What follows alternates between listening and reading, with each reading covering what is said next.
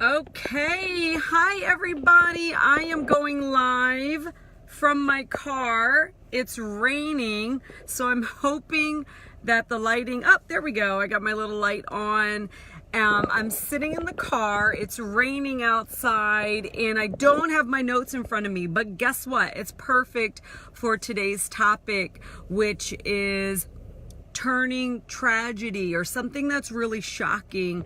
How do you deal with that, and how can you flip it and turn it into a victory, right? So the theme really has been consistent in my Facebook lives lately in terms of what I've been talking about. Hi, Raisa. The theme has really been consistent. The foundation of everything that I talk about and everything that I coach has to do with how we interpret things, how we react, and how we respond, and what's our mindset, right? Because you all can see very clearly that different people have different reactions, different responses, different interpretations of the very exact same circumstance, right? So why is that? It has to do with how you think, what you believe, right? So what happens in for most people is something tragic will happen. Somebody dies, there's a divorce, there's an illness or a what do you call it? A diagnosis. Something tragic happens, something shocking that you don't expect. And the majority of people react in a way that is all about resisting that change, resisting that news, resisting whatever it is. It's in the resistance that we actually have pain. It's in the resistance, and I'm not saying that there's not pain when you're accepting what is, but it doesn't last as long, right? So if you were to get a diagnosis today that you had cancer, let's just use that example. And when you get on, please type in the comments so that I can see that you're here. If you're watching the replay, please type replay. I know this is a tricky time to be catching lives. Everybody's out doing their last minute shopping, but this is a really good topic and I really want to make sure that you're involved in this one, and active. So let me know in the comments, okay? If you were to get a diagnosis today that you had cancer, you had terminal cancer, what do you think your reaction would be? Tell me honestly, whether you're watching the replay or you're watching live, pop it in here. What do you think your reaction would be? Would you feel complete despair? Would you go into fear? Would you, would you throw your hands up on all your goals? Or would you react in an opposite way? Would you take that as a way to add momentum to what you're currently doing? Would you do things that you've been putting off? Would you take that and turn it into a teachable moment? What would you do? What do you think? What's your initial response, right? Now, what we think we're going to do and what we do is not always the same. But it is important to ask yourself these questions, like, how am I prepared to deal with things that are shocking, alarming, or tragic? So the way that we handle things that come up in our life matters tremendously. It is the difference between us going under and us soaring, right? So I'm going to give you an example of something from my own life. I could use the example of my mother being killed in a car accident suddenly, but I want to shift into something else that I don't typically talk about. And this is that 4 years ago, about 4.5 years ago, my husband and I became parents overnight to my niece. My niece at the time was 3.5 years old. I basically got a phone call that my niece was being taken into child protective custody. So my brother and her mother are basically drug addicts, and they cannot take care of their children. In this situation, she was being taken out of the home. And so at that time I had a business. I didn't have kids, and I was running a business. I was busy, and it was something that completely caught me off guard. So I had shock, and I also had some tragedy here because of what my brother was going through. So there was, I had tried to help and I couldn't, right? Like we do that. We try to help and then we get to a point where we know we can't. But this was a big shock. I hadn't known that it was that big of a deal. And so it was an immediate decision that I had to make. And I got custody, emergency custody. And as you can imagine, it was a really trying time. It was a trying time in my life personally, for my relationship with my brother, and for this situation with my niece, who really needed some full-time parenting and had lots of medical issues and things as a result of the life that she had been living. So this could have been tragic. This could have been tragic. And it could have been something that I could have let come between my marriage, or that my husband and I could have let come between our marriage. It could have been something that we decided or chose to look at in a way that, oh my gosh, poor her or poor him, but it's not.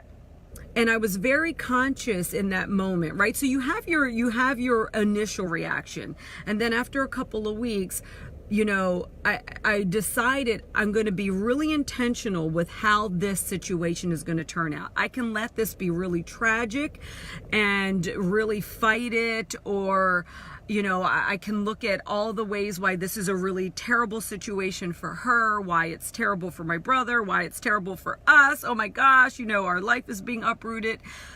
But I also knew that I had a choice to turn this into a very triumphant situation. I knew that I could, in that moment, shift my vision into how this could turn into something beautiful. And I did what I do in all processes, and I want you to take notes on this, because this is something that you can use in your life, whether it's something like this, or whether it's something, less personal, whether it's a change, you lose your job overnight. In that moment where I was aware that things can go either way, right? Like, this can affect my marriage, it can affect my lifestyle, it can affect her, my relationship with my brother, all of those things. Or it can be something really beautiful. And so I went into the vision of what this is going to be like, right?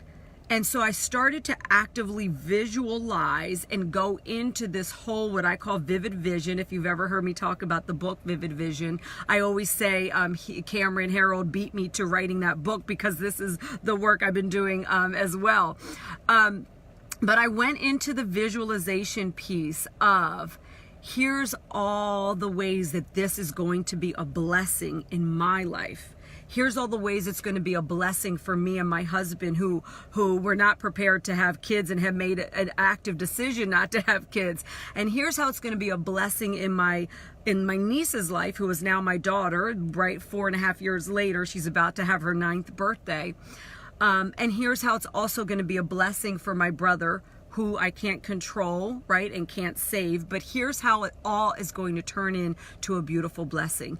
And I went into that vision. Now, I didn't know exactly how I was going to make this happen. It wasn't a forcing of it, but it was a holding the vision. It was a speaking to the universe that this is going to be such a blessing for all of us involved.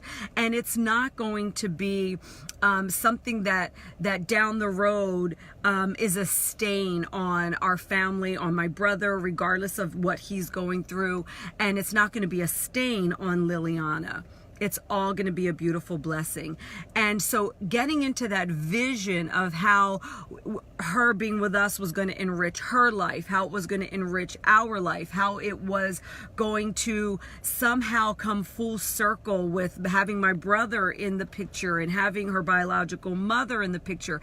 And even though at the moment there was so much anger, right, to my brother and to her mother, and there was so much confusion and fear and pain for what was happening, and so I didn't know how these things were going to happen, but that didn't matter. What I focused on was the vision, what was the dream of what this was going to be. And here's why this is so important, because when we're in the thick of it, when we are in the thick of it and shit is falling apart like it was at this time, and my business was just booming and growing, and this was something that I knew was going to interfere in a certain regard, and things, this was going to put a strain on the marriage, all of these things. When those thoughts are in your head immediately, like, oh my God, this is going to happen, and oh my God, that, you have the choice to roll with that, to feel all of that and let yourself be taken down that rabbit hole, or you have the choice in that moment to decide that it's going to be a different experience. That, hey, maybe I don't know exactly how I'm going to be able to do this, or maybe I don't know exactly how this is going to turn out to be this way for her or this way for him, but I do have the power over what I focus on. This is all comes down to mindset, manifesting, law of attraction. Thank God at this moment I had been practicing this and have been studying this. This is what we're talking about. This is a lot of what we're talking about in the masterclass right now. And if you haven't signed up, there's still time, practicalmanifestor.com.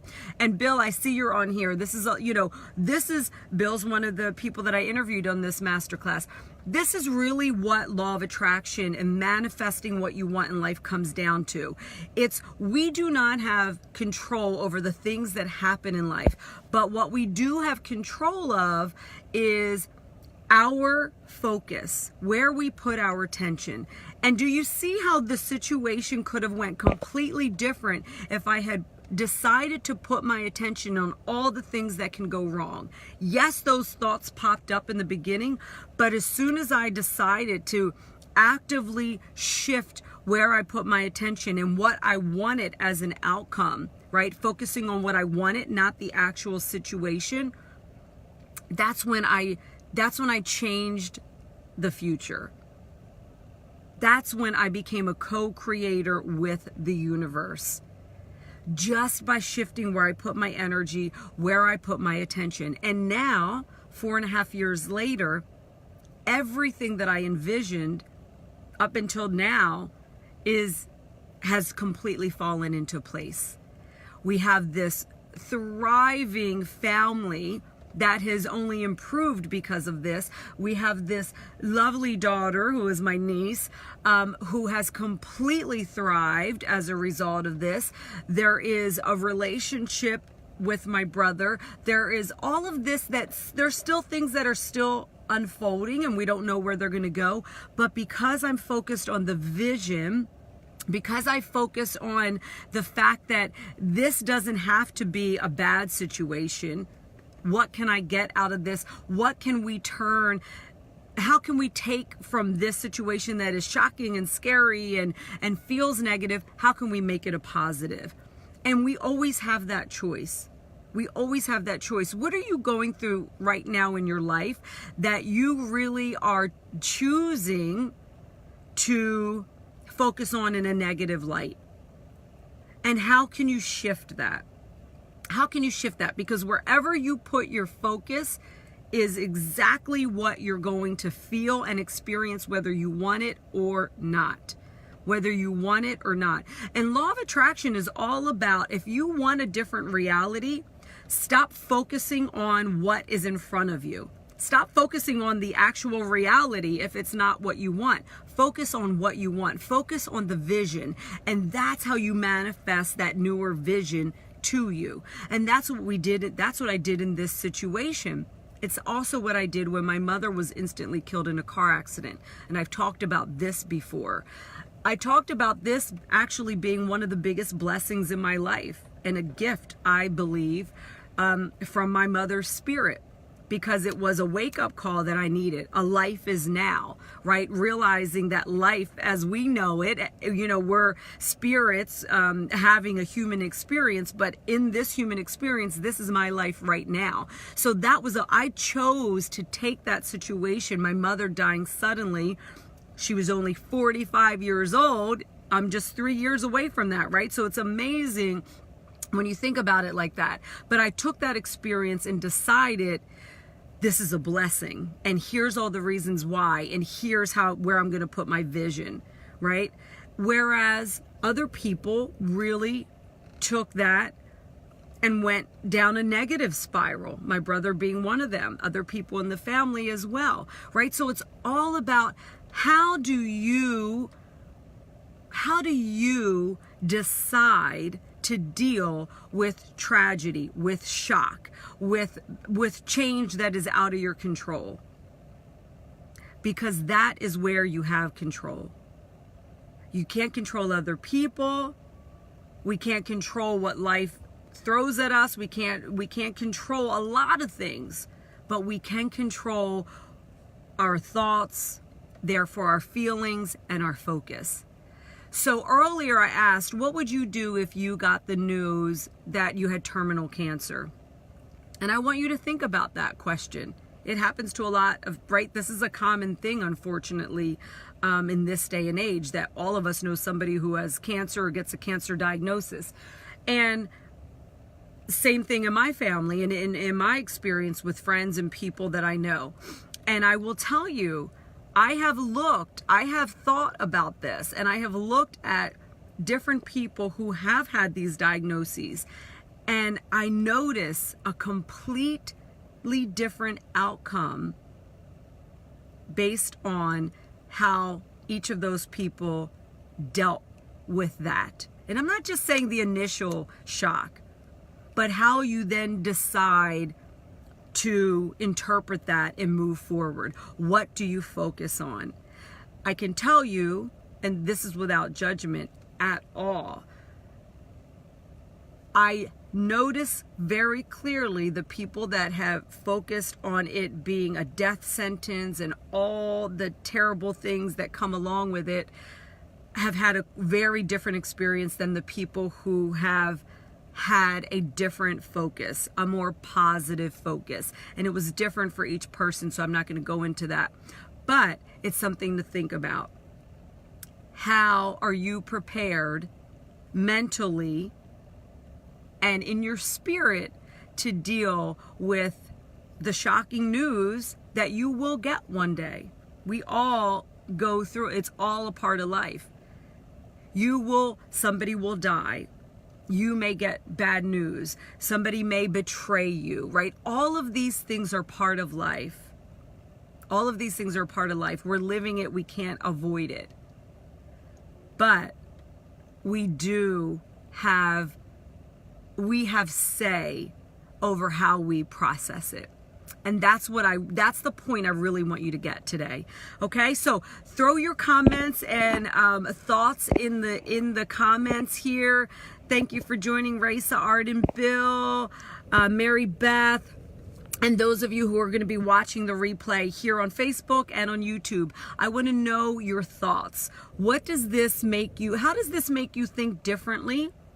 If it does make you think differently about death, about tragedy, about shocking situations, about things that you don't have control over, how does it make you think differently? And I hope that it's a reminder to you that you have so much more control over yourself and how things get to progress than perhaps you thought you did.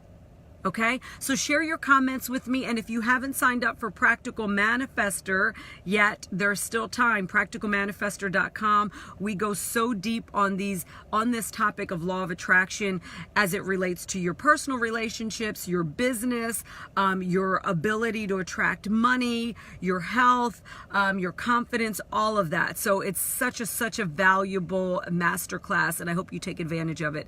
Thank you all for joining me. I will see you next week. I'll see you next week, which will be after Christmas. So Merry Christmas. I'll see you inside of the group. Everybody enjoy the rest of your day.